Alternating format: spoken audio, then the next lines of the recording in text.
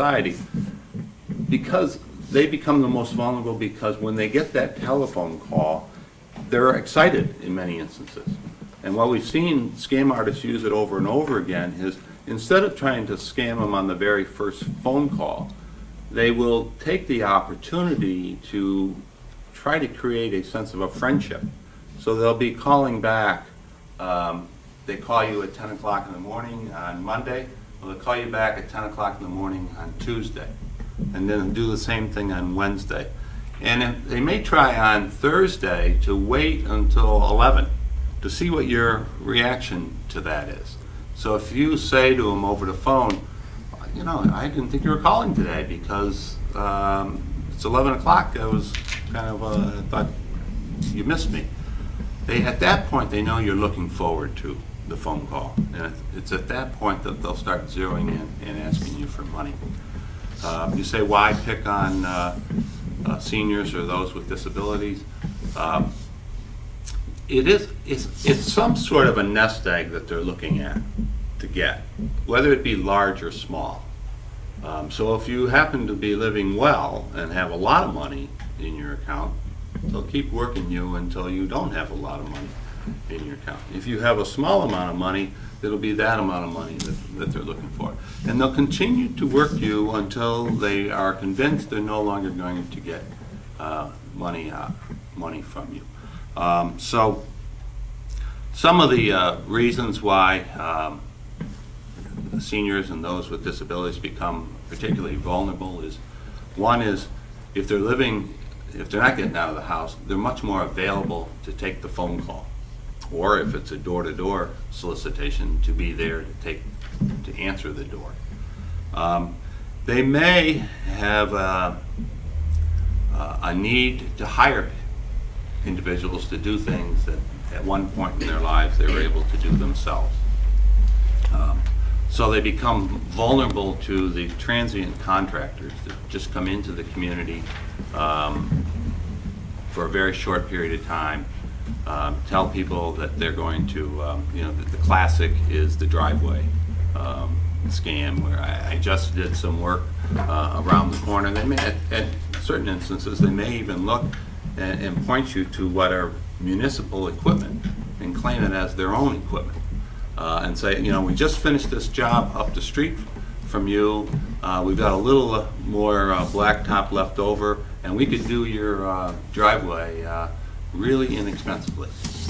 But we got to do it today. That is almost always the key to the scam artists. Whenever they're going to decide they're going to zero in and ask for money, they're going to create a sense of urgency.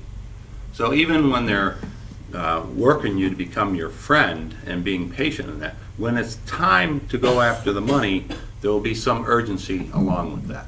So the transient contractor will be saying, but you got to do it today, and you have to pay me in cash. And there are instances where the contractor will actually go down to the bank with you and, you know, watch as you withdraw the money and then turn it over to the contractor.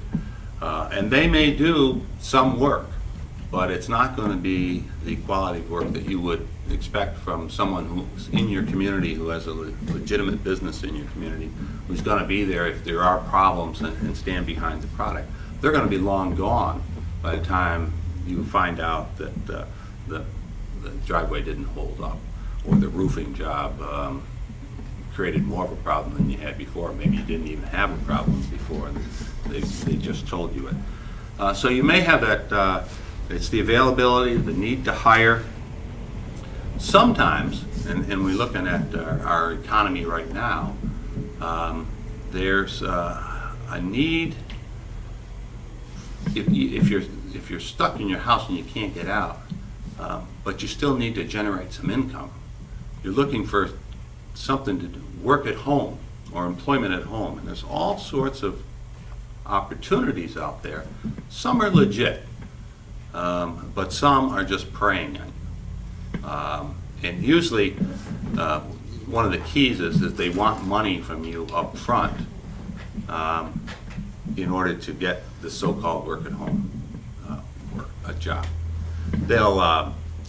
This is particularly focused in on seniors and those with disabilities, and those who are who have lost their job due to the recession or whatever. People are struggling to make ends meet, and so you look at this and it says, "Oh, I can do this." And it may be, you know, they entice you into setting up your own business at home, be it a medical billing business. It may be that they ask you to, if you're into crafts, to make things at home that they then will tell you that they will buy it off of you once you send it back to them made up. With the age of the internet, it could be, you know, create websites, Facebook, Twitter. They use whatever is out there to try to entice you into a job. Now, I'm not suggesting to you that every work-at-home opportunity is a scammer, but I do think you need to check in. Better Business Bureau is one good site to check in to see whether this is really a legitimate operation. Find out if there have been complaints filed with the Better Business Bureau or with the Attorney General's office. Our office would like to prevent problems from occurring. We get much more satisfaction out of preventing someone from losing their money than chasing down the money afterwards. A lot of these scams are happening outside of our country. So when you send the money outside the country, the likelihood of you ever recovering it, even if an arrest is made, is remote. So the idea is to prevent the work. So we are, you know, just as Brian gave you the tip, file your taxes, claim these entitlements that you have. We also, tip would be, if you have any questions at all, give our office a call. You will not be bothering our office. We will much rather get the call with the opportunity to prevent the crime from occurring than chase it down after it's occurred, because we know in instances where there's money involved that oftentimes, even when an arrest is made, the money's gone. So before I get into some of the more of the specifics of what happened, you ask yourself, why do these scams work? And oftentimes, you know, when I go out and talk to a group, they'll say, "Oh, how could someone fall for that?" Well, if you put yourself in the sometimes desperate situation of someone who's totally out of money, who really needs something, be it medical care, be it just groceries, doesn't know where to turn, and an opportunity comes up.